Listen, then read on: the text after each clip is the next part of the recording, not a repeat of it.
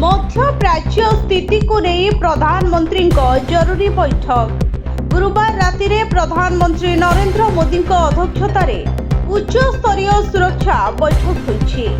एही cabinet committee बैठक रे गृह मंत्री अमित शाह, प्रतिरक्षा मंत्री राजनाथ सिंह, वैदेशिक व्यापार मंत्री एस जयशंकर और अर्थमंत्री निर्मला सीतारमण सहित जातीय सुरक्षा परामर्शदाता अजित डोभाल उपस्थित थिले।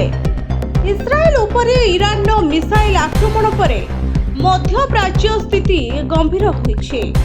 एही संकट आहुरी व्यापक हेले वाणिज्य, तैल, पेट्रोलियम उत्पाद, सप्लाई चेन और जहाज चलाचल आदि क्षेत्र में भारत को किभली चैलेंज सामना करने को पड़ पारे से संपर्क में एही सुरक्षा बैठक रे आलोचना होइतिबा सूचना मिली। एथिसह प्रवासी भारतीयों सुरक्षा और निरापत्ता प्रसंग रे भी उच्च स्तरीय बैठक रे आलोचना होइतिबा कहा जाउछि। Bureau report, STV Odia.